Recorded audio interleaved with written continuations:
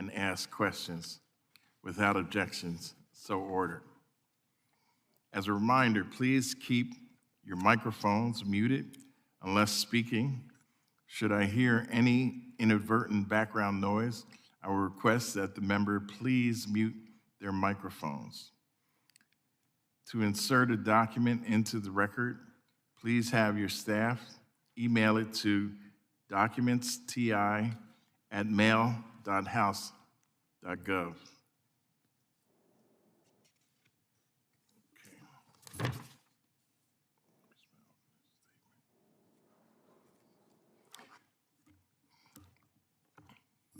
So good morning.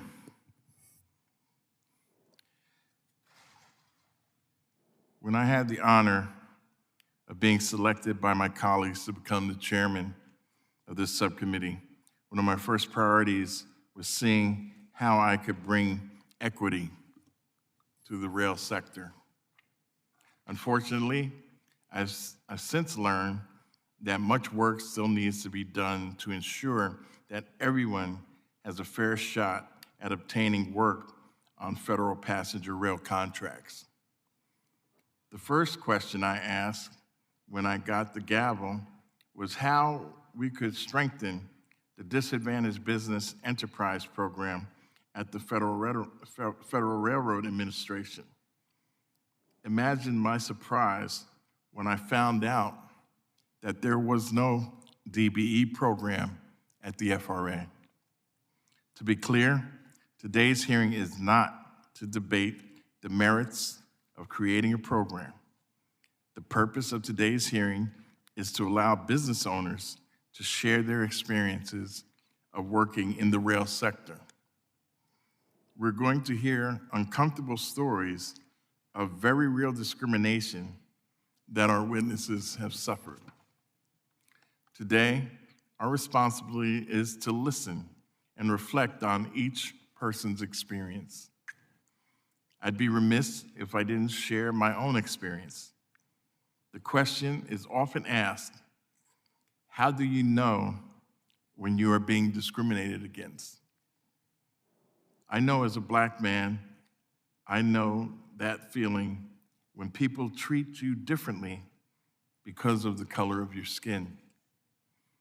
I know that when companies conspire against a supplier to shut out the only minority firm manufacturing a particular product, you're being discriminated against. I was fortunate because of the government intervention that particular discrimination was stopped, although others have not been so lucky.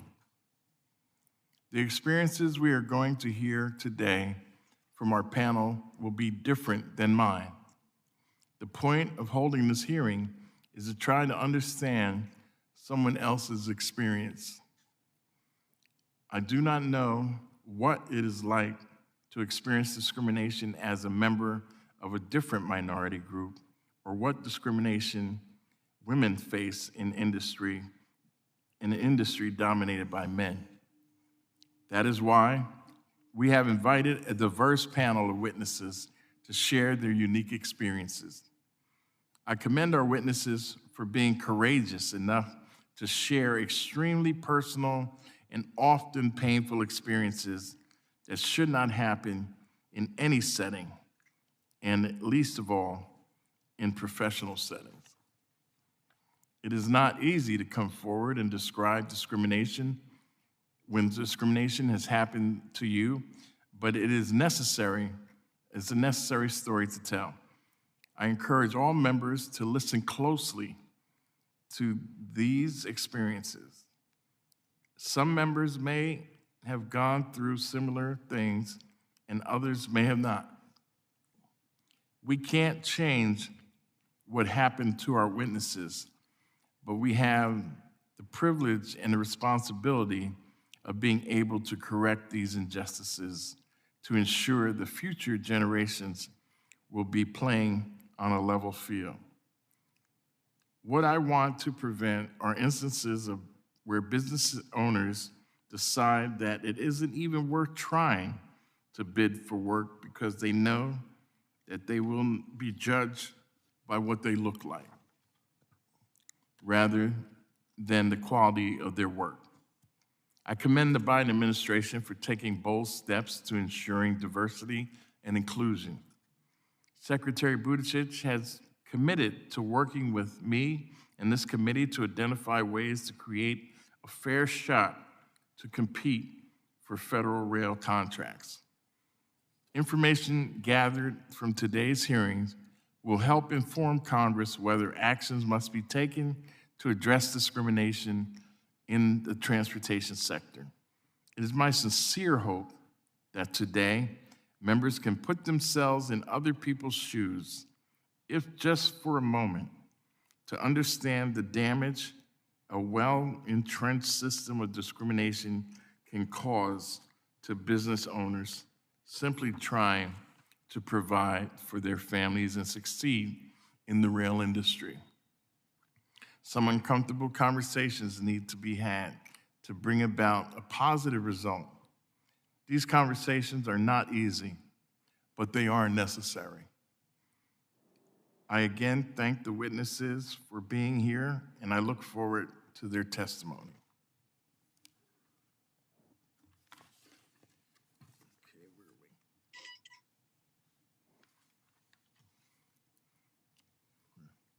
we?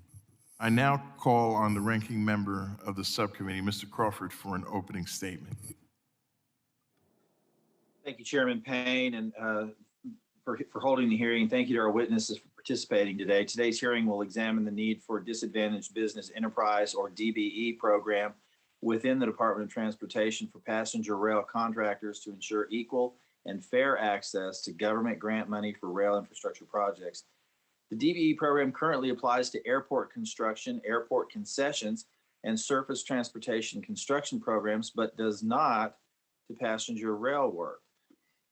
This committee has demonstrated a bipartisan commitment to DBE programs and to promoting fair and full access to transportation contracting opportunities. While the Federal Rail Administration doesn't currently have statutory authority to administer a DBE program for passenger rail, the FRA has demonstrated its support of the DBE program objectives. The 2015 FAST Act directed the FRA to conduct a nationwide disparity and availability study on participation by minority, women, and veteran-owned small businesses in federally funded intercity passenger rail transportation projects. The study will inform Congress on whether legislation is needed to create a DBE program for passenger rail contracting. I commend the chair for holding the hearing today, and I yield back the balance of my time. Gentleman yields back. Now I'd like to recognize the chairman of the full committee, Mr. DeFazio.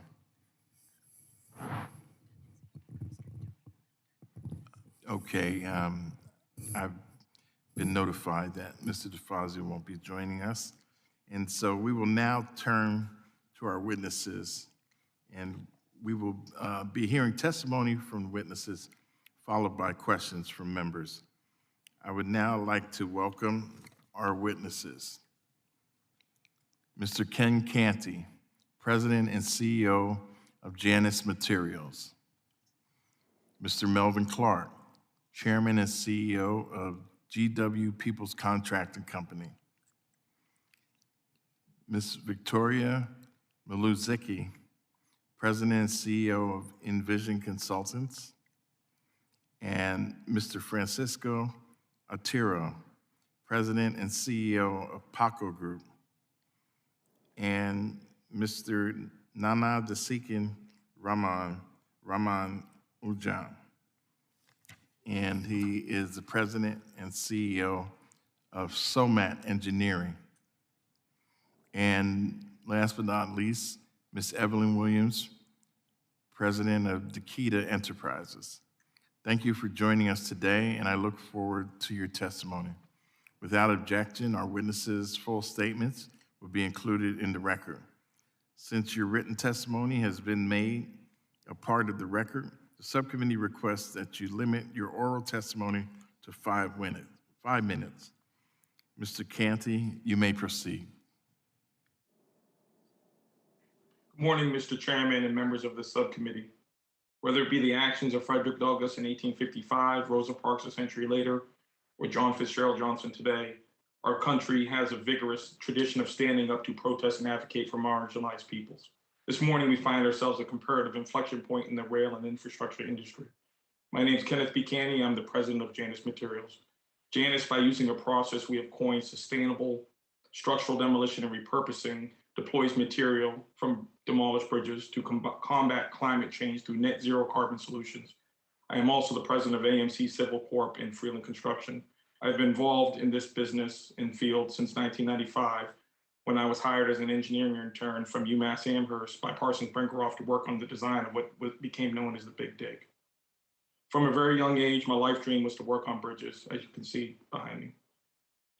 This moved from being a dream to a reality due to the experience I had with my father, a World War II Pacific combat veteran, as he would take me on with him as a 6-year-old child on long drives from Boston to Baltimore to see his ailing mother. We would go over the George Washington Bridge, down the New Jersey Turnpike to the Delaware Memorial Bridges. It was these occurrences that inspired me to be a bridge engineer, as I was begging my dad to take the routes that were out of the way, like the Bay Bridge in Annapolis, to check it off the list. I was able, through working on the Big Dig, I went down to Charleston to work on the Cooper River bridges. And to make a long story short, I was able to use these experiences and qualifications to purchase my first business. Went into the 8A program, grew the company from 4 people to over 50 in 4 years. We were working for the Department of Defense, Agriculture, Homeland Security, and the GSA, to name a few, for the express purpose of working with the railroad. As the railroads have a very high barrier of entry, and rightfully so, due to the extremely dangerous work it is and the impact it has on the traveling public, we made sure we had enough past performance, working capital, and qualified personnel to approach Amtrak. We approached Amtrak in 2011, and after 3 years, we're awarded our first contract in 2014 to reconstruct railroad stations from Gainesville, Georgia, Prince, West Virginia, throughout South Carolina and North Carolina. We also pursued work in North Dakota, Texas, Florida, and Washington, D.C., as well as Connecticut. I must point out to this committee, my path was very different than others, as I was able to use an established program that provides a path for a protected class of citizens, the 8A program. Furthermore, the work I was doing for Amtrak still existed in the framework as what we call vertical work, which is a place many minority contractors can succeed. However, my end goal remains horizontal work, which is bridges and tunnels and large assets that hardly any Black contractors get into. I submit to this committee that there's a concentrated, coordinated effort by large prime contractors, and sometimes in conjunction with owners, to keep minority contractors, particularly Black contractors, out of federally funded infrastructure industry, particularly rail. While others testifying today have certainly documented these actions, I would like to focus my unfortunate set of experiences in the heavy civil industry. It is no coincidence there is a dearth of minority contractors who are in the rail industry. The majority of these minority contractors are usually taken out before they can even qualify for work for the railroads, and usually under the auspices of the state DBE programs.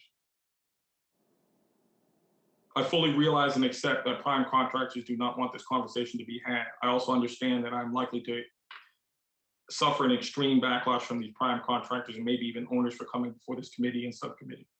I accept this risk no matter what the cost. I stand before you knowing that this committee is the only body that can act positive change for the Minority Business Committee and the United States as a whole. Too often, these prime contractors are not punished for the behavior I will showcase below, but are rewarded with hundreds of millions of dollars of more work. My experiences range in South Carolina, throughout South Carolina, but I'm going to take my remaining time to talk to you about what happened in Florida. We were contracted to demo a bridge in Florida by a firm many of you may be familiar called Skanska. We started experiencing racial discrimination that went from simple acts of what may be called tomfoolery to erasing ignition codes off machines that quickly accelerated to sinking of boats, sabotage of equipment, which we caught on video and has been submitted to this committee, and harassment by a tugboat that coincidentally was named after who was purported to be one of the high-ranking members of the Ku Klux Klan and the Confederate War General Albert Pike. We were demeaned on a regular basis, and I myself suffered this behavior. Mr. Chairman, I'm sure you're aware that Skanska maybe inadvertently is being rewarded for the behavior by receiving a contract from New Jersey Transit for $1.5 billion for the construction of the North Portal Bridge.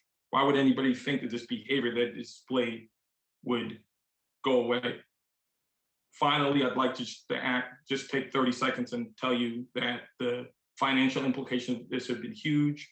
We have, in addition to myself, companies in Louisiana such as TK Towing, Cashman Equipment in Massachusetts, International Power Products in Maine, companies in Florida, Urban Advisors in North Carolina have suffered greatly through this.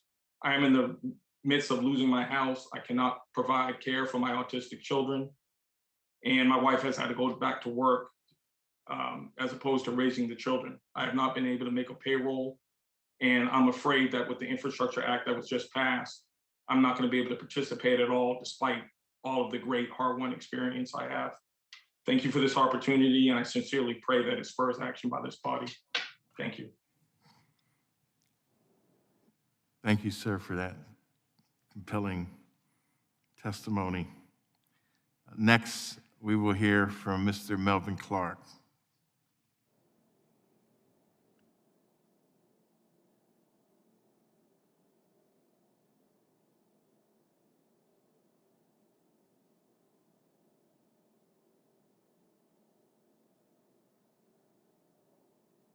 Mr. Clark, you're muted.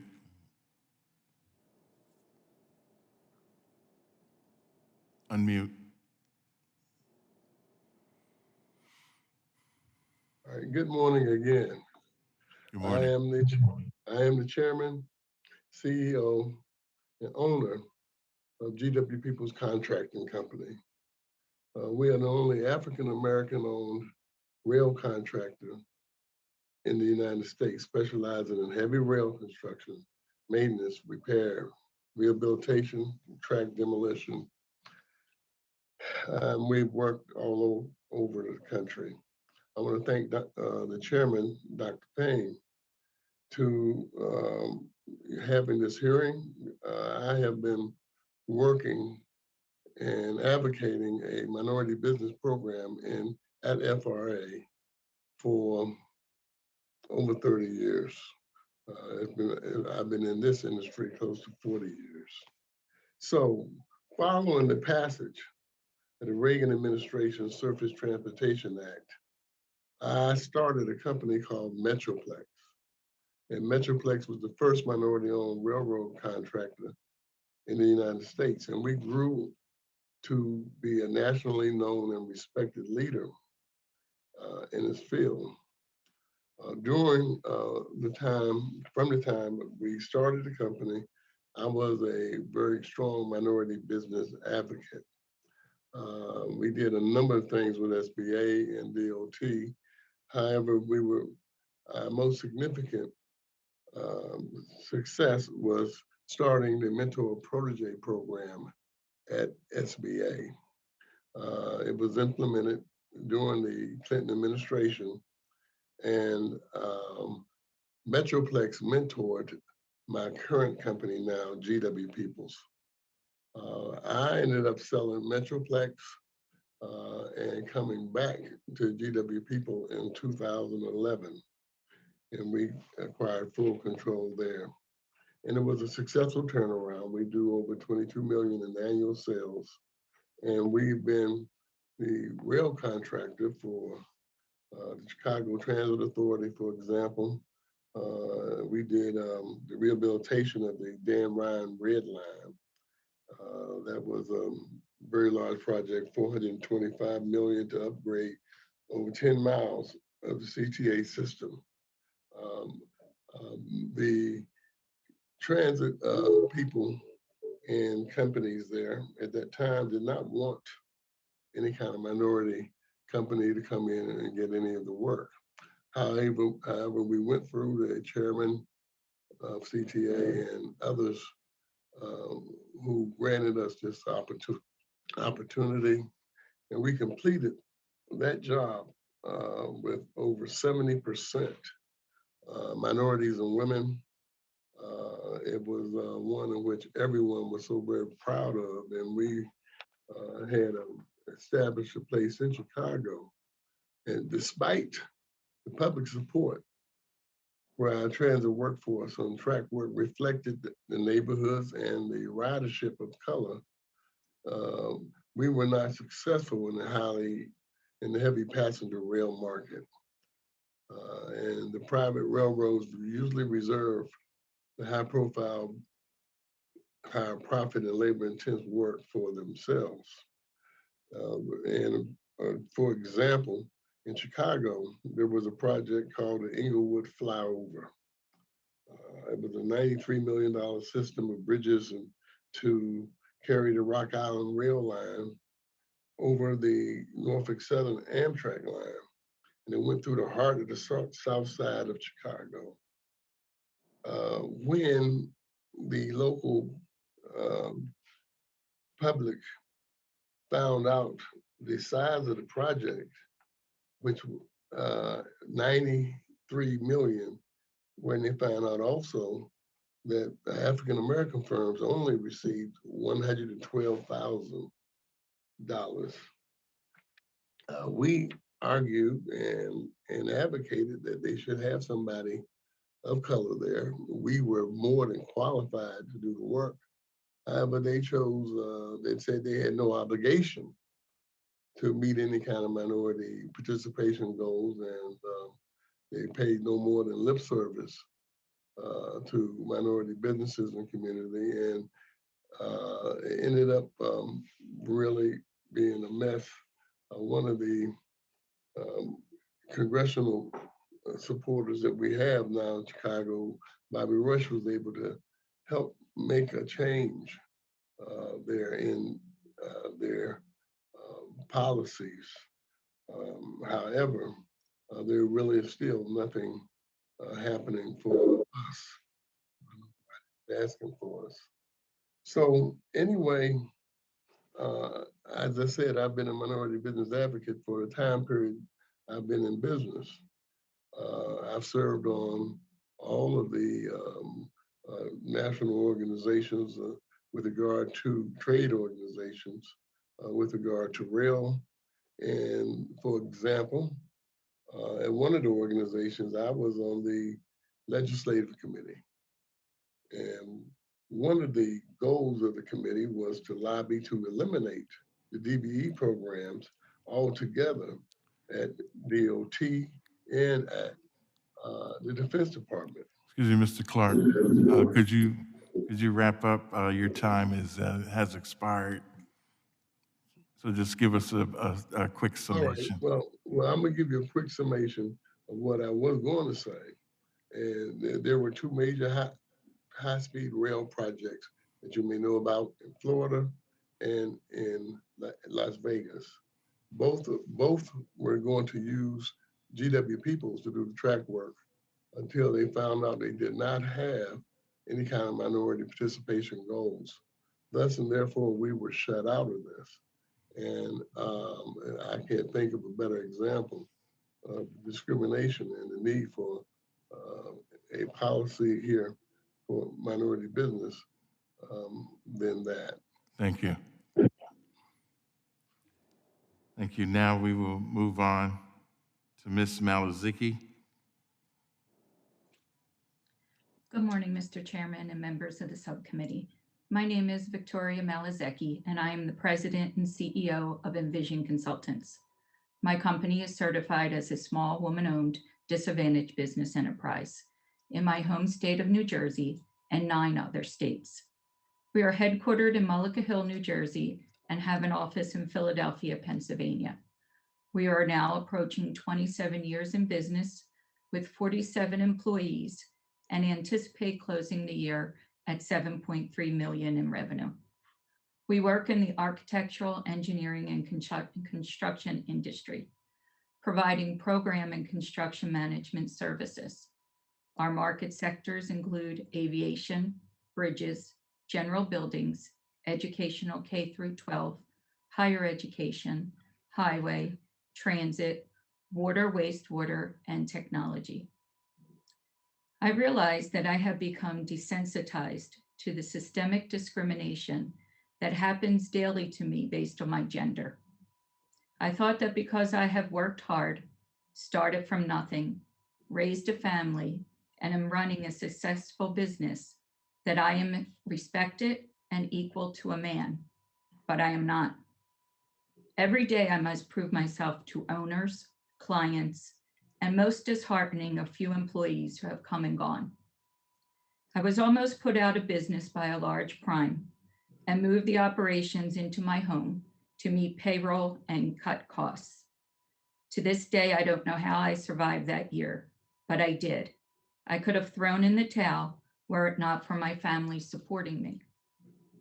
I would not be here today if it were not for statutory requirements for women-owned businesses. Business is business, and the certifications do not guarantee work, but they level the playing field, allowing me to be in the game. The discrimination that continues daily is so subtle that is overlooked. The anger, hostility, and hate from men when confronted by me is, I believe, grounded in disrespect. Yet this behavior is not all men. What is concerning to me today is recognizing this hostility and disrespect to women on my management team and the young women entering the workforce. I must incorporate annual training in this area of discrimination that is not sexual. I would never have thought in 2021 that this is what is needed for workplace culture. The industry continues to be male-dominated at all levels. I must be well-versed in all aspects of business operations when many of the men I'm working with only need to be knowledgeable in one aspect. A few of the daily experiences I encounter after all these years are: what is your education? What is your background? What can you do for me? You are not allowed to speak to any division of the agency or owner. You are not allowed to attend the pre-proposal meetings. 99% of the time, I do not receive a copy of the submitted proposal. I hear that we negotiated your rates and fee. We request you to start work without an executed contract. And too many times, the dollar values assigned to my firm in winning a proposal never result in any revenue. In conclusion, my story reflected in the written testimony identifies that discrimination against women exists in this industry, and that there is a need for establishing goals in federal passenger rail contracting. Envision has only pursued 2 procurements in federal passenger rail in 27 years of doing business. If this arena opens to include small women and minority-owned businesses like other agencies of the government, such as the Federal Transit Administration and the Federal Highway Administration, I would pursue additional contracts. If there is no incentive to utilize firms like mine, they will not be utilized. The large private, national, and global firms will continue to strengthen and dominate this market via mergers and acquisitions, performing 100% of the work on their own. With only a few large players winning and performing the work, more and more conflicts of interest will arise. This is an opportunity only if the agency is ready to procure with a small woman or minority-owned firm. Thank you. Thank you very much. Now we will hear from Mr. Francisco Otero. Good morning to the committee. My name is Francisco Otero. I am the founder, president, and CEO of the Paco Group. Paco is a minority-owned and certified disadvantaged business enterprise that provides program and construction management consulting services. I started my company in 1989. Our headquarters are in New York City, and we maintain a regional office in Miami, Florida. My company specializes in providing project controls and related services nationally to federal, state, local, and municipal government agencies that are involved in the design and construction of infrastructure and transportation projects. My company functions typically as an extension of an agency's staff, helping to protect their interests during the planning, design, bid award, and construction phases of a project. Our services are intended to provide independent oversight support to the agency by monitoring and tracking the project's cost, schedule, and quality performance.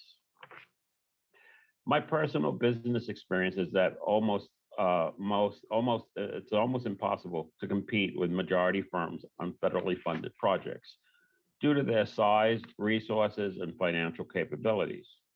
I can honestly and emphatically attest to the fact that had it not been for the FTA's federally mandated DBE program, my company probably would not have been able to get started, much less survive for over 31 years. If you require proof, just look at the private sector of the construction industry where no DBE goals exist, and you will find barely any meaningful minority firms participation. The DBE program provided my company the opportunity to subcontract with majority firms on federally funded FTA construction projects and has been the lifeline for contracting opportunities. As a matter of fact, the FTA's DBE program has enabled my company to participate on numerous high-profile mega projects, including Puerto Rico's Trangobano, New Jersey Transit Hudson Bergen Light Rail System, New Jersey Transit Southern New Jersey Light Rail System, New York's East Side Access Program, New York's Second Avenue Subway, and many, many other projects. One would think that with the impressive resume of successful projects that my company has compiled over the years would be adequate testimonial demonstrating the depth of our experience, capabilities, and qualifications. Unfortunately, that has not been the case. DBEs are relegated to seeking subcontracting opportunities with majority firms, and our teaming success, to a large part, depends on the majority firm's willingness and corporate culture towards diversity and inclusion. For the record, I do not expect any contracts opportunity to be handed to me. I don't feel any sense of entitlement. I freely and willingly embrace competing for work. I just expect the competition to be fair and that it provide a level playing field. I must admit that I do have a serious problem with and find completely unacceptable the way I am treated and disrespectfully, rudely, and dismissive by many majority firms. I have on several occasions had a majority firm come right out and tell me they wish the DBE program would go away so that they would not have to bother teaming with firms like myself, that they would prefer being able to subcontract with whoever they want and not be forced to subcontract with DBE firms. They have gone so far as to state that DBEs are lazy, that the quality of their work is inferior, et cetera, et cetera, et cetera. All very stereotypical attitudes. Due to time, I'll only mention one example, but in my written testimony, there are many other examples of the type of discrimination that we face. So in conclusion, recognizing that small business sector is the economic engine driving the nation's economy, it is important that DBEs can competitively participate on FRA federally funded railroad projects. The roles and opportunities that the FRA projects can provide will vary from track construction to engineering, design, to procurement of supplies, all that are intended to strengthen our rail systems nationally. This would mean millions of dollars for minority businesses and thousands of jobs from the minority community. PACO is ready, willing, and able to participate in FRA projects once the DBE program is implemented. I strongly encourage the Congressional Subcommittee to establish an FRA DBE program so that minority-owned businesses such as myself will have the opportunity to participate on these federal projects as well. I thank you.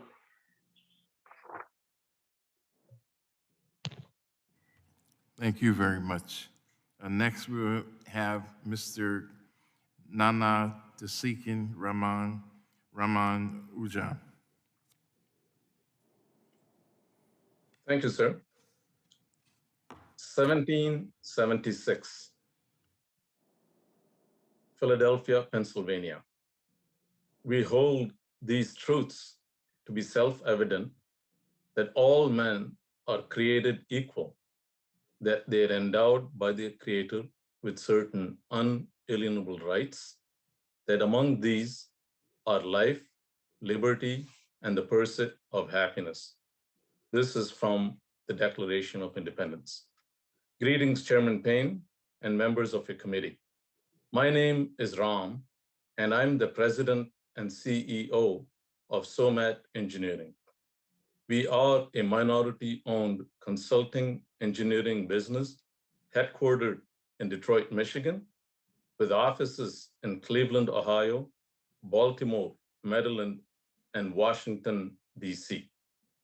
I start by saying, in business, both parties, in fact, all parties, must get some benefit.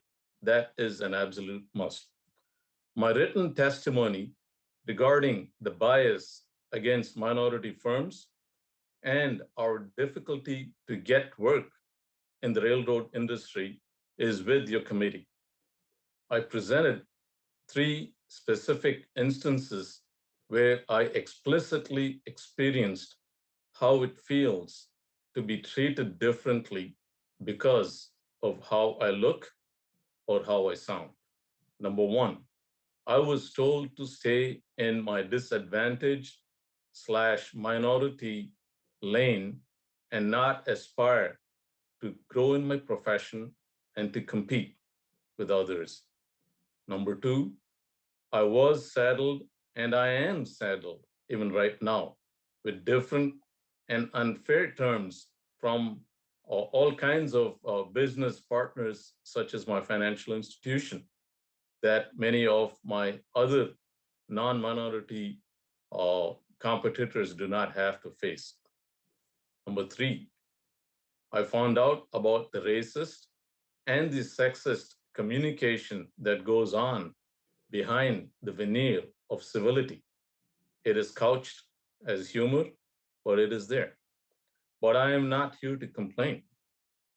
I'm here to answer questions and to help make the case that a DBE program is essential to level the playing field for minority firms in the railroad industry. I am often asked, how many times have I directly experienced discrimination? In writing or to my face, verbally? My answer is not by a person in a position to give work out. No. But that is not surprising because anyone who is engaged in questionable behavior is unlikely to do so explicitly. The discrimination is subtle. It is unspoken. I just heard a new term recently, unconscious bias, subconscious bias, whatever it may be. However, it is present. It can be inferred. How? By the work that we get, or rather, I should say, the lack of work that we have gotten. I'm also asked to explain many times how a minority firm like SOMAT has been successful. We have offices in 4 cities, like I mentioned. If there is discrimination, how did this happen? But please note, Chairman and members, the cities that we work in, Detroit, Cleveland, Baltimore, and Washington, D.C. It is not by accident that we work in 4 majority-minority cities. We focus our energies on where we feel welcome, not where we are looked down upon.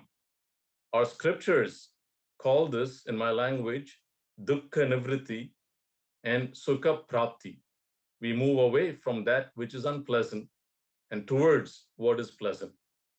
Despite 35 years of recognitions and awards and a track record of performing higher-end engineering services, such as expert review, expert witness, value engineering, we have performed zero work for the railroad industry and on FRA-funded projects.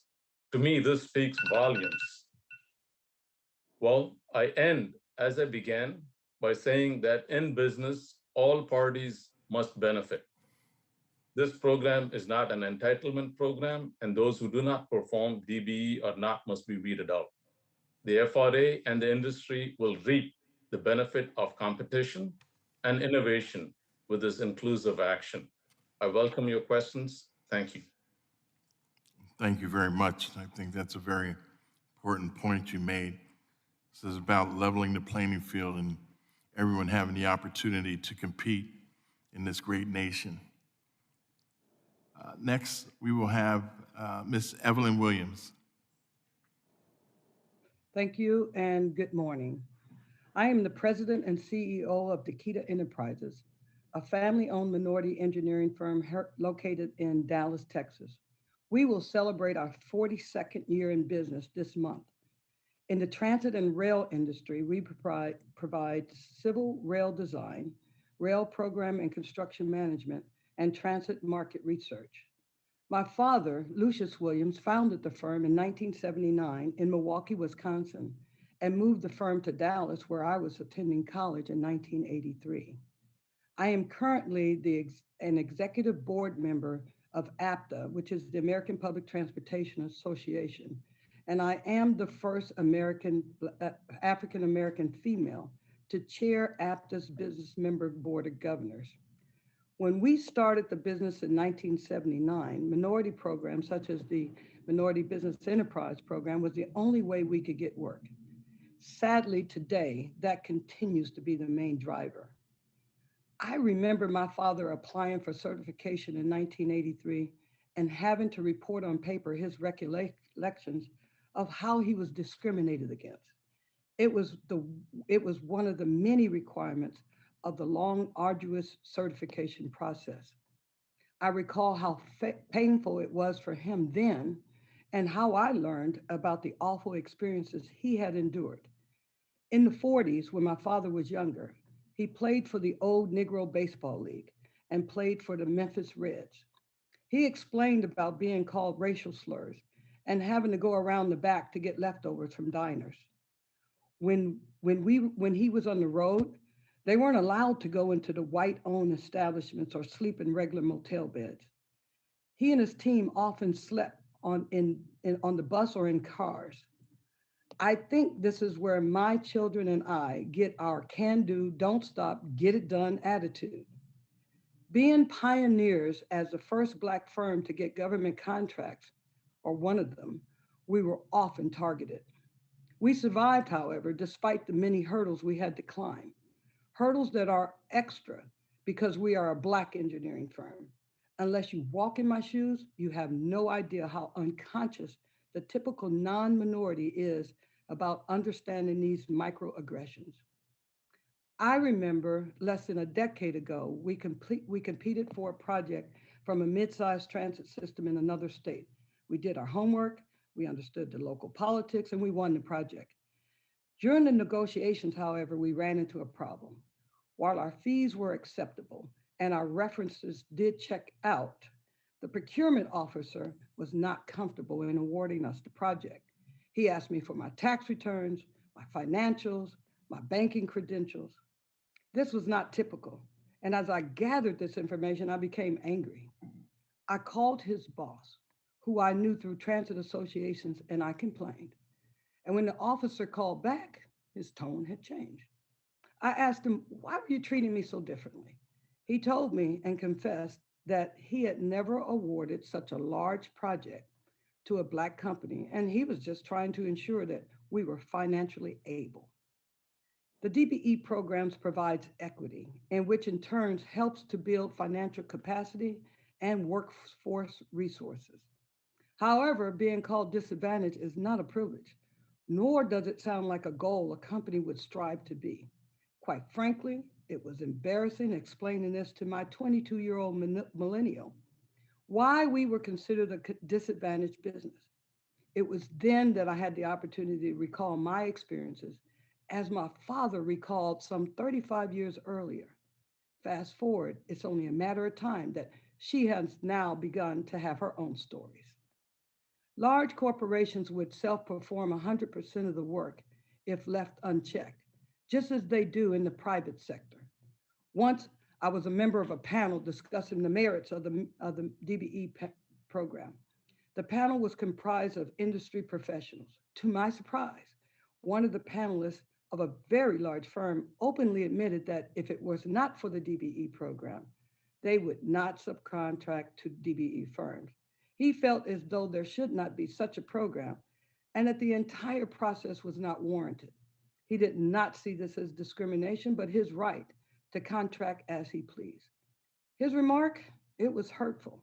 but it was not surprising. These are just a few episodes regarding practices that either keep minority firms small or run them out of business, especially African American firms. Regarding work on the FRA, we've only had one project about 10 years ago. It was a customer satisfaction survey for Amtrak. But the fact that the FRA does not have a DBE program speaks volumes as to why we only had one single program in the last 42 years. The services and skill sets we offer to FTA and FAA funded projects are much transferable to the FRA rail projects. And I hope that the FRA will continue or will adopt a race conscious DBE program. Thank you very much. We will now move on to members' questions. Each member will be recognized for 5 minutes, and I will start by recognizing myself. I ask unanimous consent to include, for the record, the written statement of the Association of American Railroads without objection, so ordered. Let's see. Ms. Williams, let me start by commending you for being here today and publicly sharing what is certainly an uncomfortable and unsettling experience. It is deeply troubling to hear that your company did not receive fair consideration for a project because there was no minority participation goal. If these goals were in place for projects and you had the opportunity to fairly compete, in what ways do you think that would have changed your business?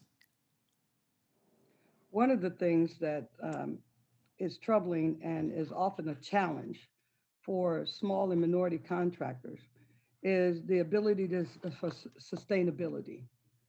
As you know, in our arena, we live by projects after projects. And the only way that you can be truly sustainable and successful in this business is by having continuous work. By having continuous work, you're able to have the workforce to move from one project to the other.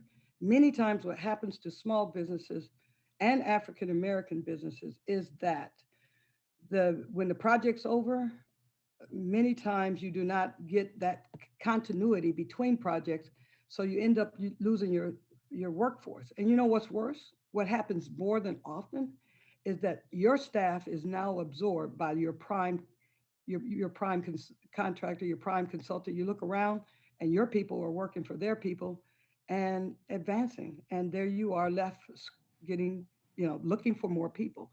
So that's the major reason why I think it would change. Thank you. Mr. Kenny, I found your testimony quite profound in that you knew from a young age that you wanted to work in the rail space and continue to do so despite the racial discrimination you have suffered.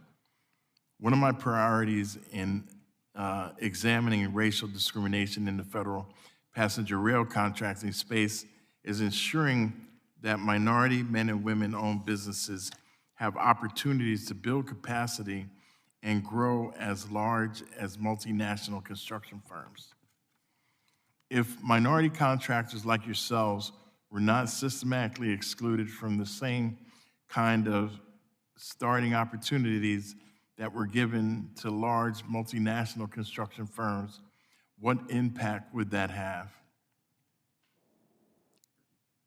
In 2014, where we had reached 15, where we'd reached our apex, particularly when we were doing work with Amtrak, we were trending at 38 employees. We were in 14 different states, 5 regional offices, and we're working on an international office in Bulgaria. If we had been allowed to continue to move forward without this discrimination, we would have been definitely probably into our 5th or 6th large bridge demolition contract. The first one we did was in Charleston, South Carolina in 2016 to 2017. We would have been probably a force of 50 to 100 employees at least. Definitely would have been in the $20 to $30 million range. And we would have actually been knocking on the door of not be qualifying for the DBE program anymore, which is the whole point of the program, is not to qualify for it. We would have, our goal was by 2024 that we would have been exiting, 2018 to 2024, we would have been exiting the DBE program. So we would have been playing a major role in a major employer, particularly in Black and brown communities, because we did have a program of hiring folks from we had literally a prison to work pipeline that we had enacted, where we were hiring folks coming out, because construction is one of the industries that you can start from the bottom and go right to the top, no matter what your background is. I have to tell you, the places we would have been without been unlimited. The construction business, with all its issues, is still one of those businesses that you can do very well in if you work hard, as long as you don't have to deal with the systemic discrimination. Thank you. Thank you very much. Now, I will go to the ranking member, Mr. Crawford, for 5 minutes. Thank you, Mr. Chair. I appreciate the opportunity. I just want to any other panel that want to comment, what would you identify as the single biggest barrier that minority and women-owned contractors face in receiving contractors are receiving contracts for passenger rail projects? Well, sir, it is a classic case of the chicken or the egg. It is extremely difficult to compete for business when we cannot show any experience.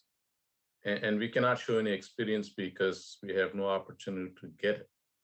So a lot of times that is what I have been told, that we like you, but you do not have the experience. That has been a challenge for us. Thank you. Anybody else want to weigh in on that? I would also add the financial constraints, some of them particularly unique to the minority business community. So in order to get funding, including bonding, you have to have a certain net worth. Or if you don't, then you basically hand over everything you own except a chair and 4 tables to the bonding company. And but in order to be a DBE, you can't exceed a certain net worth.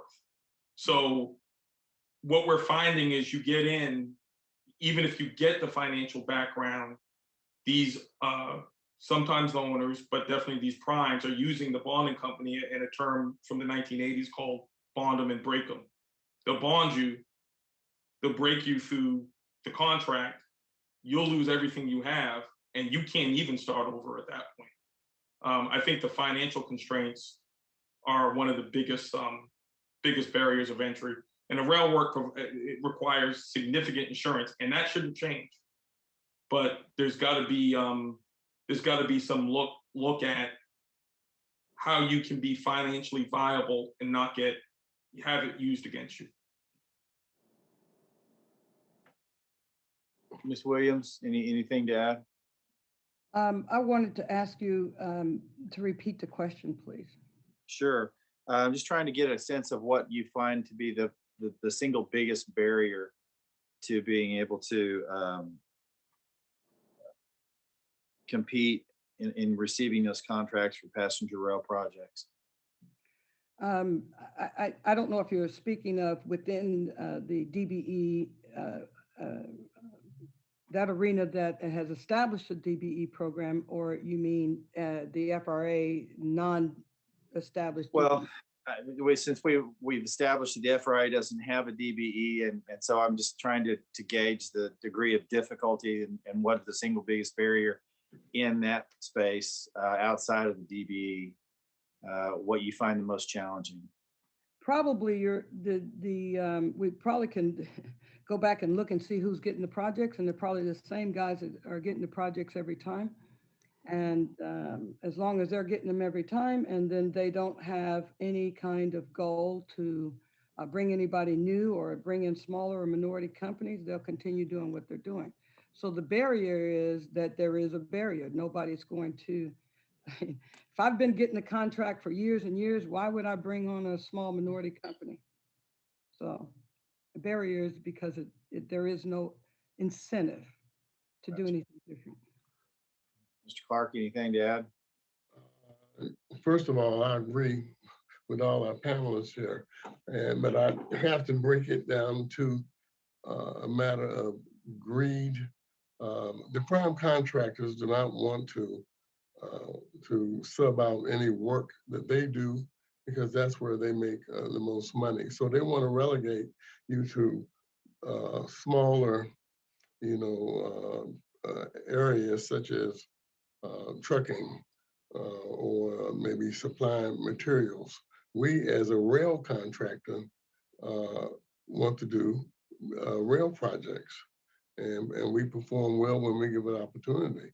But if they don't have to, unless they have an incentive to give out work that they do, they will not.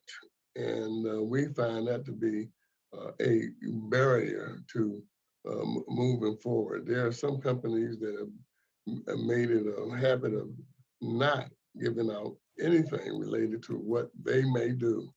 And so it's more difficult for us to break into the market.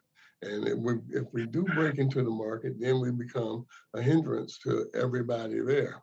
Now everybody has to listen to us and listen to us try and come in and do the work. Thank you. The gentleman's time has expired. We will now move on to Mr. Carson for 5 minutes. Thank you, Chairman. I really appreciate the testimony today and the leadership of our Chairman, Payne. What do you all think would be the most impactful way to increase the number of Black and brown professionals in the rail sector overall, and the passenger rail sector in particular? Is this led by industry, or is there more action needed from the FRA or DOT or even Amtrak to better implement programs that are already in place? And what new efforts might we consider? And what can the subcommittee do to advance diversity in aviation? I'd like to answer that. One of the things that has to happen is what I see, and I have to commend the agency that has given me probably my biggest leg up and the most work, and that's Dallas Area Rapid Transit. And what they do is it starts at the top. It starts with the CEO. It starts at the board level. And it is encouraged. Everyone knows who goes to work for DART that you're going to start off with the goal, but that's the minimum. That's the floor. You're not going to win if the goal is 30% and you come in with 30%.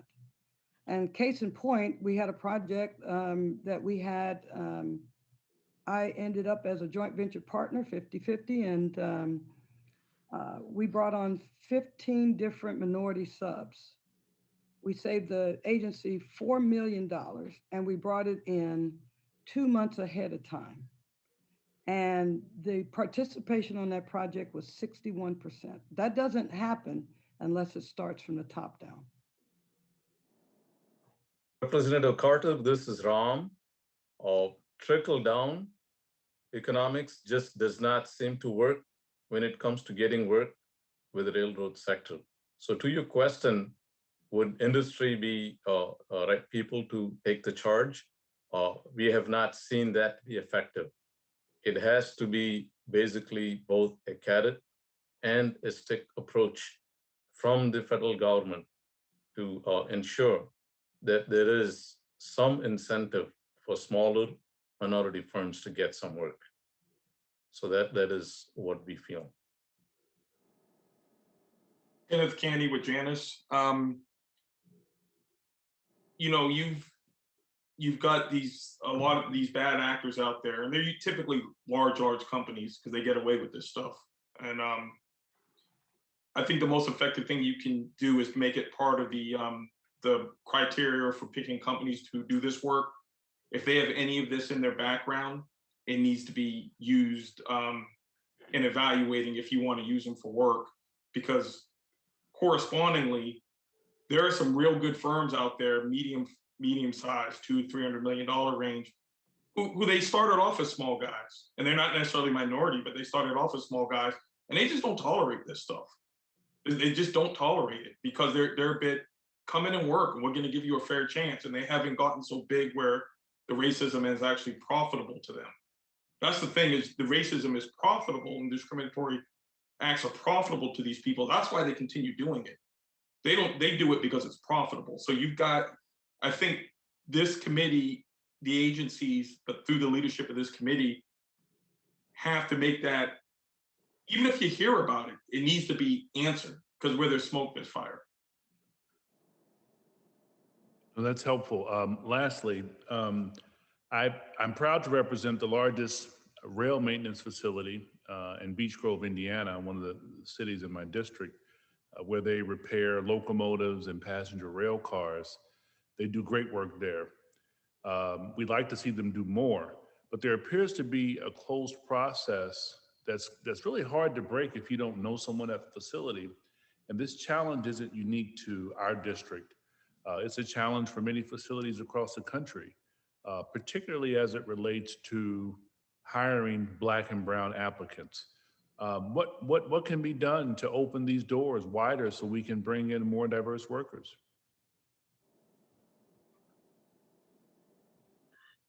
This is an Amtrak maintenance facility, by the way. Well, I think it's incumbent upon us as minority contractors to reach out and try and train individuals who are interested in the work, for example, in the rail industry. We did the maintenance on the WMATA contract when they had the work that they had to complete very quickly, the fast track part work.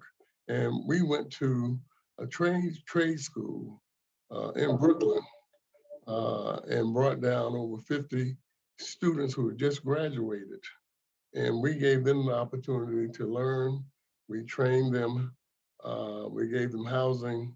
And these graduates did a wonderful job for us as we completed the work successfully. And many of them now have careers in doing track work. So we took it upon ourselves to do this.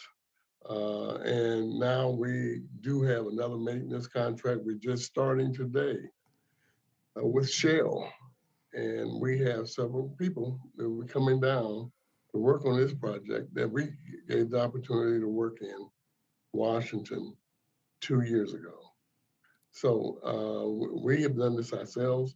I think there should be some kind of incentive to hire workers and train them, some kind of tax credits or something like that, that would make a difference to the contractor and will make a difference in pricing that we would give to the prime contractors. Thank you. So, Thank you. The chair now recognizes Mr. LaMaffa for 5 minutes.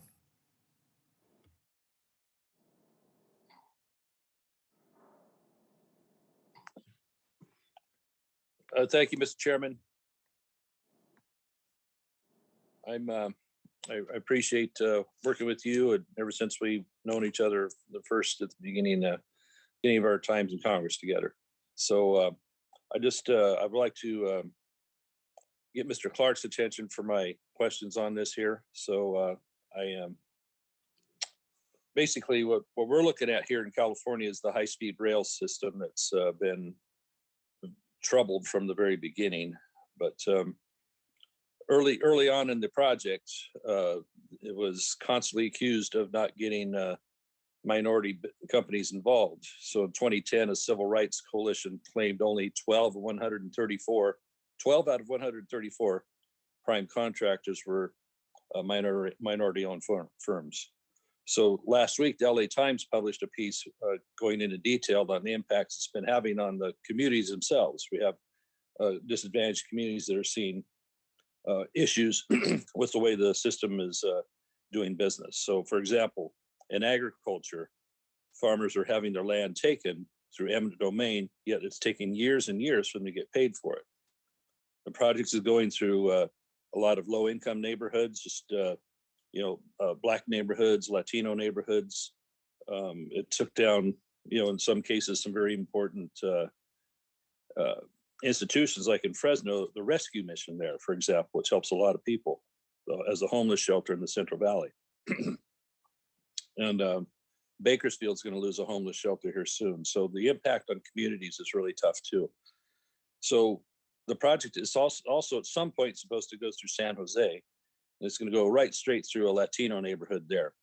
So these aren't obviously temporary. They'll be forever as long as the rail's around. So, and so for folks to get compensated, for them to even be heard as to whether this is a good idea to go through a neighborhood and such, like coming back to the Fresno rescue mission, it took 8 years in a lawsuit to get compensated for their being damaged the way they were, being basically eviscerated. So, Mr. Clark, and you're experienced in heavy rail. I'd like to see what you think about,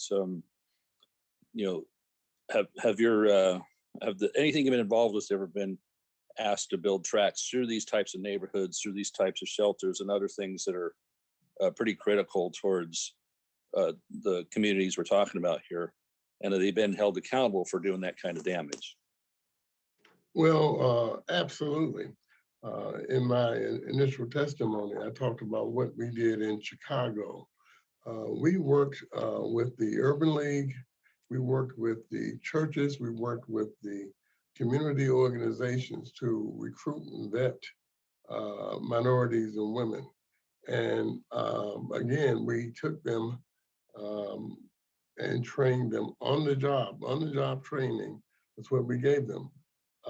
And they ended up working so very well that our prime contractor, who was one of the largest in the world, had to go home for 2 weeks. I mean, they sent us home for 2 weeks so they could catch up with us. Now, we did that because we wanted to make sure the community was one benefiting with regard to the sort of to the work and opportunities that we could give them, but also to make sure that our reputation was such that we do more than just work. We try to really make an impact in the community. We try to make sure our workforce looks like our ridership. So everywhere we've gone, not just Chicago, we've done the same in Atlanta. We've done the same with MARTA, the transit organization there. We've done the same at DART. Ms. Williams testified about her 61% minority workforce that was with her joint venture. Well, we did those two the same. This is what we do. We look to make a difference. And when Donald Trump came and tried to take away local workforce hiring, well, they wanted the major companies want to bring in their workers and not really do anything for the community, Right, we get that happens around here, and we have these issues with the fires burning out the communities here in Northern California. That's really difficult to overcome the barriers of small local companies, no matter their makeup, to overcome the big on that with getting contracts. A relative of mine has a small company, and he can hardly break into doing jobs in his unique business in the Bay Area, for example, because it's either you're too small or you're not in a union, for example. So we got issues across the board on that. So do you think, as we've seen with high-speed rail, they pretty much have basically ignored local concerns and don't involve local private companies. Do you think that just lead to even more problems on the California project, or is that, what do you think about that? Excuse me, but the gentleman's time has expired. Well, that was fast. Okay. Thank you, Mr. Chairman. Thank you. Next, we will hear from the Vice Chair of the subcommittee, Ms. Strickland, for 5 minutes. Thank you, Chairman Payne and Ranking Member Crawford. Mr. Chairman, I have an opening statement to enter into the record. Without objection. And Mr. Chairman, I want to thank you for your leadership in holding this important hearing today. And I especially want to thank all of the witnesses for your factual, compelling, and diverse stories of discrimination. The topic of this hearing today is, does discrimination exist in passenger rail contracting? And without having to even do a disparity study, I knew the answer was yes. And those who have testified have demonstrated that. We also know that, a lot of the racial and gender discrimination that exists through your stories and experiences, there are other people who have the same stories to tell, but they're just not here today. They've been denied contracts, opportunities, and fair consideration. And I sincerely thank all of our witnesses today. Mr. Clark, I'd like to start with a question for you. In your testimony, you noted that some of the success that GWP has had after you acquired control, including serving as the DBE rail contractor for Chicago Transit Authority. Can you please tell us about the differences your firm has experienced in pursuing projects with DBE programs like FTAs versus agencies that don't have the programs? Well, the agencies that don't have the program don't give us any opportunity to work. I have been saying for a long time as an advocate that if they don't have to, they won't.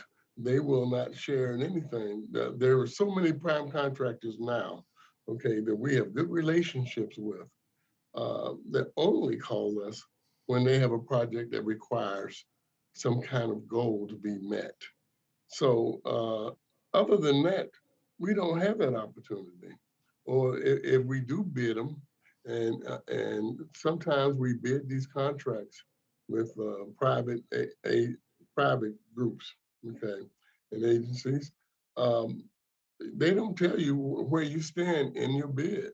They just say who's won the job, and they move on. So we don't win those type of jobs. We're very seldom solicited.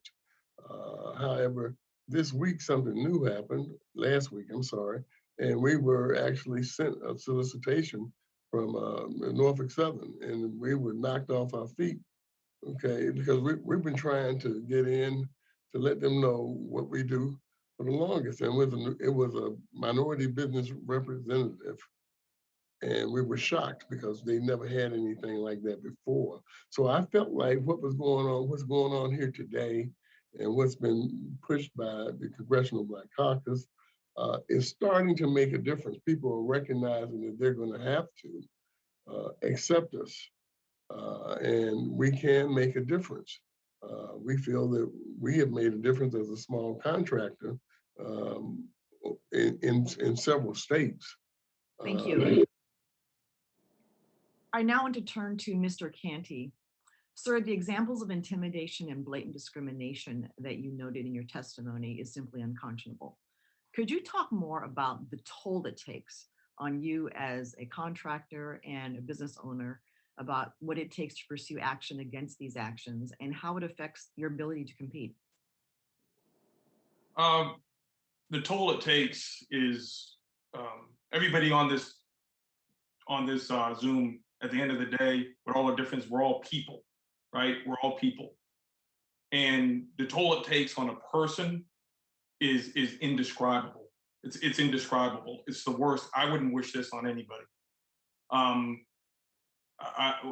We don't have time to get into it in totality, but the toll is indescribable. I mean, the toll it has on your families, the toll it has then on your ability to provide for your family, but your ability to provide for your employees is huge. So there's a net ripple effect of bills that literally just can't get paid, and net ripple effect of, and this is the reason I believe what was done to me was, as far as I heart, and I forgot to mention you guys, I used to work for these guys as an employee for a joint venture. So I knew them and they knew me. And I had the first man and protege in the history of the United States DOT heavy civil with them. I think the reason why they do this is to make sure nobody else stands up, because their racism, it is profitable. It is profitable. So thank you. And as we look at doing a DBE study, I also want to make sure that we're looking at both the carrot and stick. There must be enforcement and accountability. I yield back. Gentlewoman yields back, and she's absolutely correct. Next, we will have Ms. Steele for 5 minutes.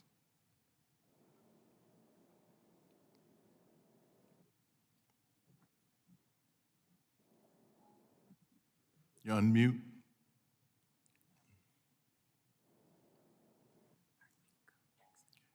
Okay, next we will go to Mr. Johnson for 5 minutes. Thank you, Mr. Chairman, for holding this very important hearing, and thank you to the witnesses for your time and your testimony. I've been a longstanding advocate of the DOT's Disadvantaged Business Enterprise Program, which facilitates the success of women and minority-owned businesses throughout the transportation sector. Unfortunately, however, there is no DBE program for federal funds administered under the Federal Railroad Administration, the FRA, despite systemic discrimination based on race and sex that severely limits the economic prosperity of minority-owned businesses. Not only must Congress strengthen the existing DBE program under DOT, we must also establish a similar program under the FRA for the rail transportation industry, and this is crucial to mitigating inequality. Mr. Canty, your testimony asserts that discriminatory and unprofessional behavior by prime contractors has gone unpunished by Florida DOT, FDOT. And what's more, the FDOT has demonstrated a willingness to ignore discriminatory complaints altogether, allowing bad actors to receive additional funding. Your firm has engaged in work across the East Coast and the South, including in my home state of Georgia. Based on your experience, how confident are you that the discriminatory experience you were subjected to is representative of that experience by minority-owned firms across the country? I'm very confident of it because since my story has been told, I've had a plethora of folks send me information on it, including a picture of a noose on a job in LaGuardia by the same contractor, which I was blown away by. Even with my experience of seeing what I've seen. So it's absolutely representative. I think maybe the difference with me a little bit is I came up under these folks, so I was able to document in the way they were able to document. And that way it didn't just get swept under the rug. And, I'm no tougher than any other man or woman or anybody here, but you just can't give up. And no matter what, one day somebody will hear it. Some places in the country are worse than others. A lot of reason nothing changes is that chain of custody from the state to for them to really control it doesn't exist. Like in Florida, they really don't have any control over crime. So. Okay, gotcha. Thank you. Mr. Ramanujam, your testimony indicates the challenges DBE businesses face due to current limitations in the program, such as how size standards for small businesses have not been adjusted for inflation. How does the lack of a uniform DBE size standard diminish a minority-owned prime contractor's ability to compete with non-DBE firms? Thank you, sir. My testimony referred to the time when we actually lost our DBE status earlier, and it has since been adjusted, but it needs to be adjusted some more. To answer your question, the value of the dollar is not as much as it was before. We all know that, whether it's a gallon of milk or a gallon of gas. The projects that are coming out are much larger. And with the recent, and I thank all of you members here for passing the infrastructure stimulus. With the recent infrastructure stimulus, the projects are much, much larger.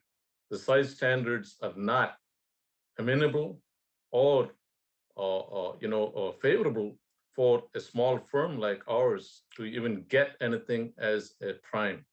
We are constantly having to depend being a sub. And once you are dependent on being a sub, your destiny is not in your hands. So it has a very real, it has a very limiting and a very negative impact on small businesses to not have the size standard pegged into inflation. All right, thank you. Mr. Otero, I commend your leadership as a minority business owner for more than 30 years. How do you believe the existing DBE program can be strengthened to increase meaningful participation of businesses beyond subcontracting opportunities? Well, I think that what the program should also be focusing on is capacity building. All too often we're given subcontracting opportunities but it's just a point here, a point there. That doesn't really help the small business in any way. There should be more of a mentoring relationship, but the agency has to be the one who drives this kind of philosophy that says, okay, you're going to have 10 or 5 different subconsultants on this project, but what are their roles? That there is a meaningful role that firm is going to provide that's going to help that firm grow its own capacity. Because if all you're doing is some menial type of task that is going to be what you're relegated to, it really, all it's doing is satisfying the goal, but not achieving the true spirit of what the program is intended for, which is have meaningful participation so that these firms are growing and are able to eventually be able to survive on their own. Thank you. Thank you, sir. And I back. Gentleman's time is expiring. Next, we have Mr. Auchincloss for 5 minutes. Thank you, Chair. This is a timely hearing to hold, as 3 days ago, the House passed and the President signed into law an historic investment in our nation's infrastructure. The bipartisan infrastructure bill includes $66 billion for passenger and freight rail. Part of the bill's mission is to address the history of discrimination and how it has shaped our communities. The Disadvantaged Business Enterprise Program was established under President Reagan, and yet 4 decades later, federal contracting awards are still struggling to include smaller businesses that strengthen local economies and create good jobs. Notably, this designation does not currently exist within the FRA, the Federal Rail Administration. As we make these new investments in rail made possible by BIF, especially the North-South Rail and, the South Coast Rail in Massachusetts and potentially East-West or North-South Rail as well, and further projects spurred by the passage of the infrastructure bill, we should not repeat the mistakes of the past. For Mr. Otero, you offered an idea in your testimony that the Disadvantaged Business Enterprise Program should not only provide subcontracting opportunities, but should also foster capacity building for DBE firms by providing meaningful participation. Can you expand more on that idea? And would there be incentives for the mentoring entity or a post-mentorship evaluation for each participating company? In my experience, being in business for 32 years and being, I'd say 80% of our work is as a subconsultant, 20% is prime. All too often, the prime thinks that by having 10, 15 subs on their proposal, that's the way to win. And they may win, but the problem is what work is being divvied out to those 15 subconsultants is menial, okay? What I try to talk to primes when they're giving me the opportunity to provide some input to how they're going to frame the team, I say, look at what are the scopes of services that you're going to sub out and give it to 1 or 2 firms and approach it that way so that at the end of the day, I know I am responsible for the following work, should we win.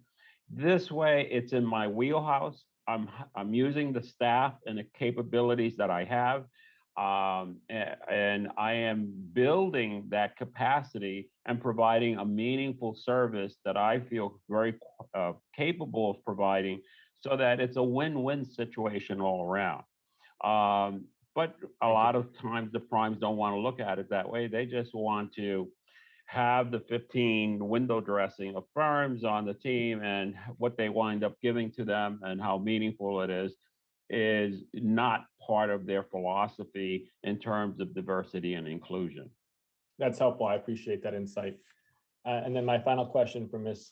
Malazeki, you noted in your testimony that if the contracting arena becomes more tailored to support small women and minority-owned businesses, like other agencies of government, your business would certainly pursue additional contracts. What can the FTA and the FHA do throughout these processes so that smaller businesses can equitably compete with the bigger entities? Congressman, right now I've been awarded 2 FTA contracts back-to-back 5 years as a prime contractor, nationwide contract for program management oversight. So to answer that question as to the FTA, they're already doing it. It was a big learning curve. It starts with the procurement at the agency to assist someone like me to answer the questions. We have to do all the other work, but there's a lot of administrative background to be a federal contractor. And the second time we went after the contract, it was competitive, and we're one of 5 small businesses out of 21 in the country that have this as a prime. What occurs though, and many of the people speaking today, is it changes the game because the large prime contractors don't want me to be in that prime arena. They want me to stay where I am. And that is the piece that with the DBE financial requirements and the different things that all of you have going on presently right now is we are capable to get to that next level, but we're strapped by other different pieces such as the financial capacity. And Thank you, ma'am. My time has expired. I appreciate the answer and I yield back. And thank the gentleman. Next, we will go to Mr. Garcia for 5 minutes. Thank you, Chairman Payne and Chairman DeFazio for holding this very important hearing on whether discrimination exists in federal passenger rail contracting. Congress recently passed historic infrastructure legislation that authorizes hundreds of billions of dollars in new infrastructure spending, including $66 billion for passenger and freight rail. As the U.S. Department of Transportation and state and local governments award contracts over the next few years to spend this historic amount of money, we must make sure that they include disadvantaged business enterprises in those contracts, especially Black, brown, and women-owned businesses. I want to thank our brave witnesses here today for sharing their harrowing and painful stories of how they faced unjust discrimination as they sought to expand their contracting businesses. We must work in Congress to eliminate this insidious discrimination. A question for Mr. Melvin Clark.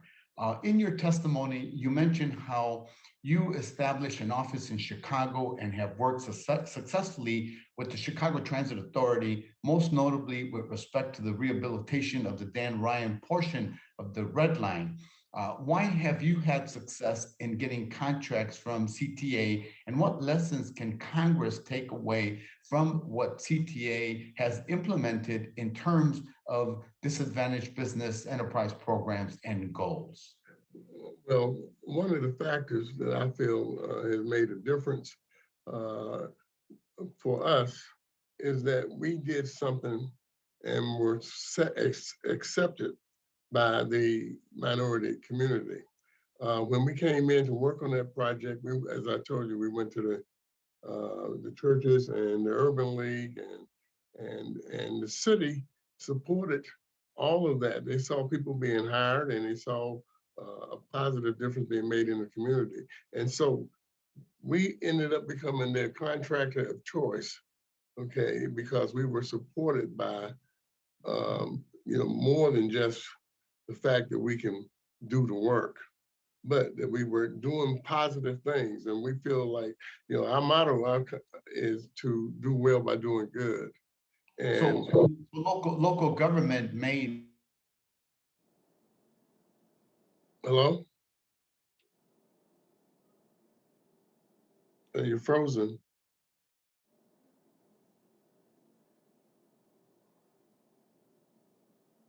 Hello?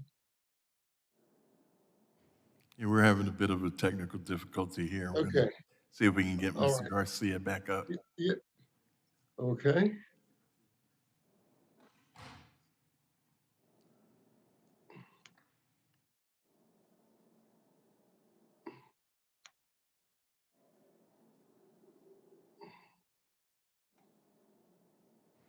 What we'll do here is go to the gentleman from Louisiana, Mr. Carter, and we can come back to Mr. Garcia.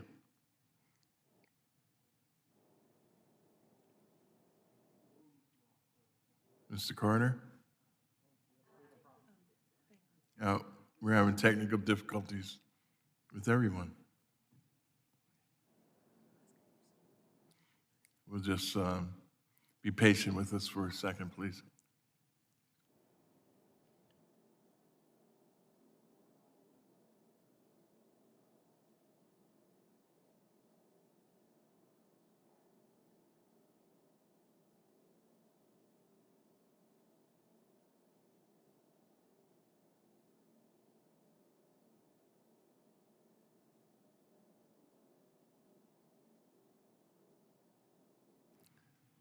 We just ask the witnesses to be patient with us for, yeah.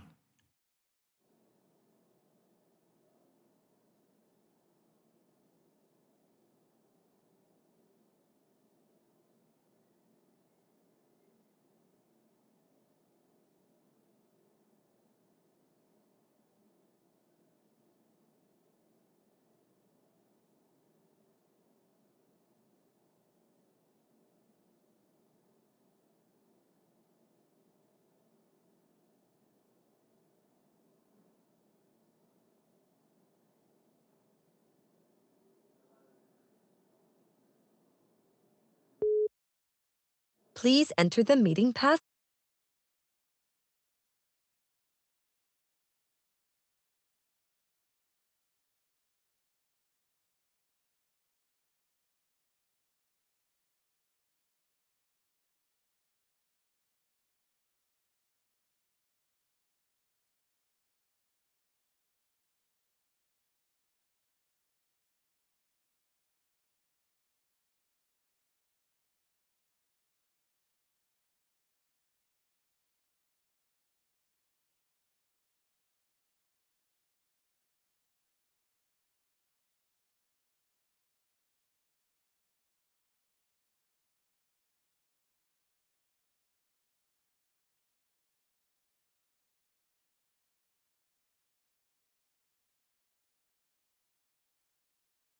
The meeting now. Mr. Garcia, can you hear me?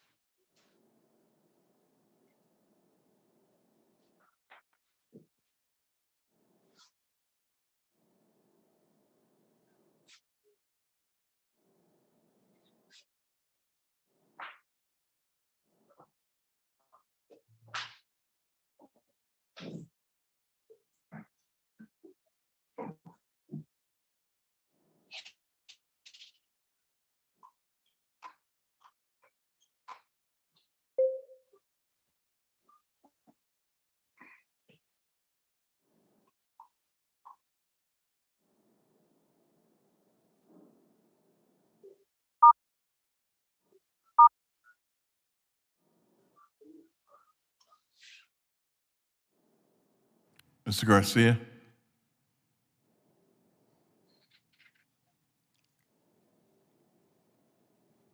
Mr. Garcia, can you hear me? Thank you so much, Mr. Chairman. I apologize, but I think we all had some technical. Yes, I can. Okay, you can continue. You have about 3 minutes left.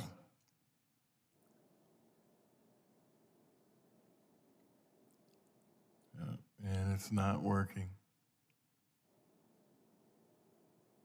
Take Chris. Hello, can you hear me now?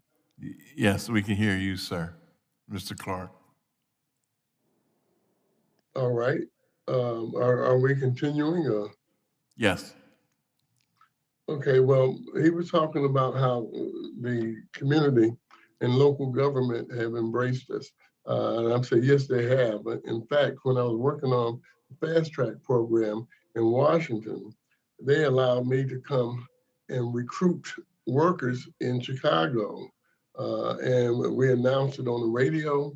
Some of the people that and the deputy mayor was fully supportive, and us, actually, we brought buses to bring down workers to give them opportunities again that we had that they didn't necessarily have in Chicago at the time.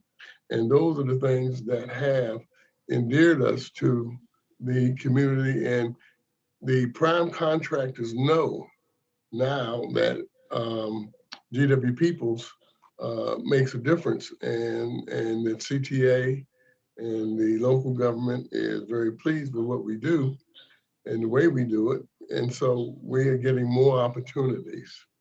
And we felt like it's not just low price that wins something, but it should be what difference are you making in the community when you have these kind of opportunities. Thank you. Mr. Garcia?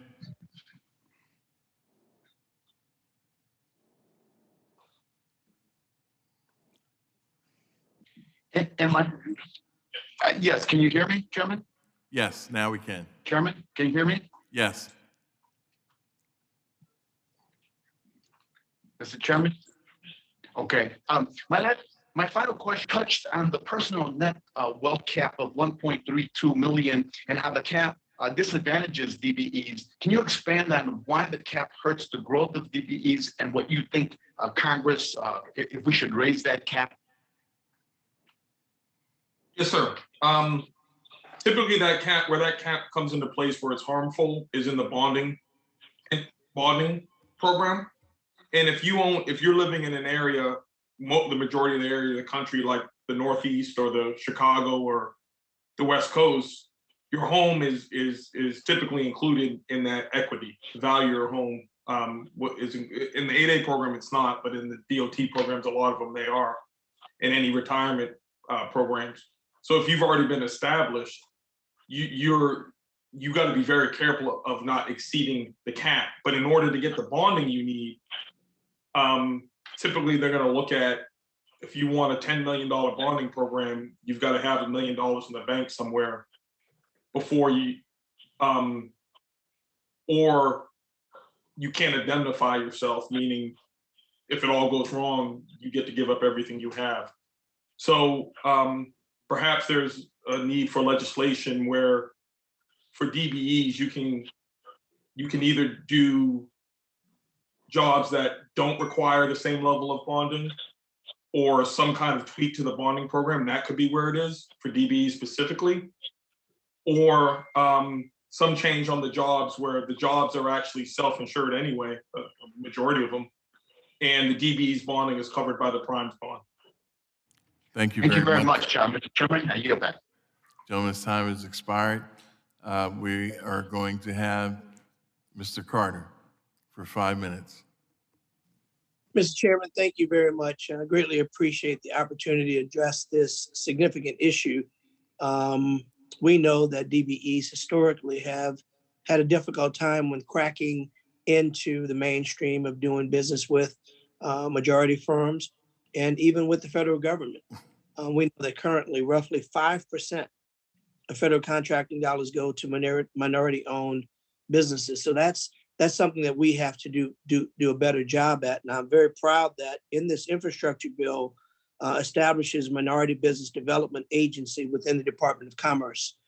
So to the panelists, I'd ask that you gather as many of your experiences as possible and share them with us in writing so that we can, as this development of the Minority Business Development Agency is armed, we can begin by giving them all of the horror stories of things that you've experienced. I know that many times small businesses are choked when it comes to getting paid. The prime gets paid, and then the sub is choked for 90, 120 days and beyond, oftentimes making it next to impossible to run a business because you need your resources.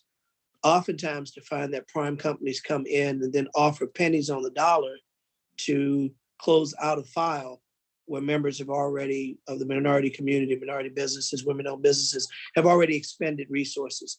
So I'd ask either of the panelists or all of you very briefly, because I've got a little bit of time, to share your experiences as it relates to the process of getting paid. Once a prime has been paid, oftentimes subs are left on the sideline waiting to be paid, oftentimes getting far less. Can anyone speak to that? We have definitely, thank you, Congressman. We have definitely experienced that in terms of getting late payments. And as we speak right now, we have a very large national firm whose average AR days, that's the average number of days it takes them to pay us, is over 120 days. That goes to my second point in my testimony about the relationship and the difficulty of having a fair relationship with the bank, because we have to borrow. We have to borrow. And I have had to write off or take less money on occasions to take care of this, but it's a lot of stress. There's no cash flow. And I absolutely. And think that I don't want to cut you off. I got a little bit of time, but I agree. I appreciate that. I'd like to hear from a few other panelists as well. I'd like to address that as well. What we found is also sometimes the culprit is the agency itself.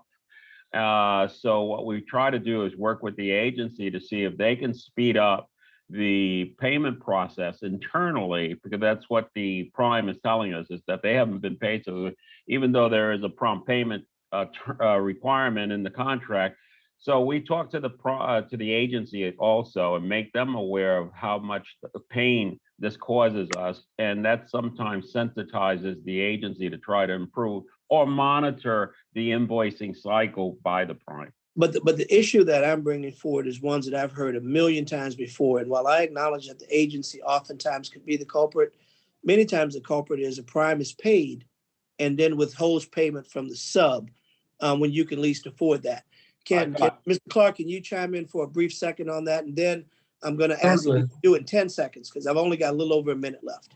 Yes, certainly. I think that there should be some legislation, regulations put in the DBE program where the minority business contractors, subcontractors, the small business normally, is paid within 30 days. Are paid at the same time with the prime, right? So when the prime is paid, they can pay you commensurate. But sometimes the prime is not paid because of their issues. And we, as a small business, are sitting around waiting. We're in that situation right now. Okay, we had nothing to do with them not being paid. However, they're saying that, we signed the same contract, paid when paid. That's what we're supposed to do. Well, I think go ahead. Mr. Clark, I'm sorry, I got 24 seconds and it looks like Kenneth wants to jump in there real fast. Can you do it in about 5 seconds? I think the best way is to have 14-day pay terms, just like the Small Business Act is used with the 8A program. And you in prime should be required to pay, even if they haven't been paid within those 14 days, and they can carry the cost of that in their contract to the owner. Right. In closing, what I'd ask everyone to do is, as I started, cobble together as many of those experiences and give them to the committee in writing. Share with us your experiences. I mean, we all limited time to talk today, but as this development of the Minority Business Agency comes about, we want to be able to think about those problems that you had and address them in as thoughtful away as possible. Does us no good to have a $1.2 trillion infrastructure bill if the people that are in the community that have been negatively impacted the most never have an opportunity to participate, to share your professional knowledge, your skills, your wares. That's what we're here for, to make sure that we have equity in federal government contracting, but also to make sure that we create opportunities across the board. So I know I'm out of time, Mr. Chairman. Thank you very much. I yield back. No, thank you. The gentleman's comments are well received. Next, I will ask Ms. Steele if she has any questions for the witnesses.